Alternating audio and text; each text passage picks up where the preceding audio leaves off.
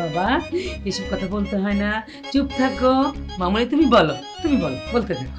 জি চাচি, আমি তামিমকে বিয়ে করতে চাই, যদি আপনাদের আপত্তি না থাকে। আমার প্রবলেম আছে, কারণ আমি ওকে বিয়ে করব না।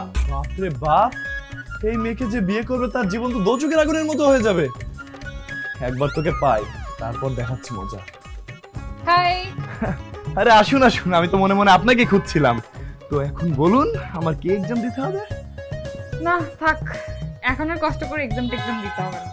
Listen, this is your last exam. এই এক্সামে যদি পাস করেন তাহলে 100 আমাকে এখন কি করতে হবে?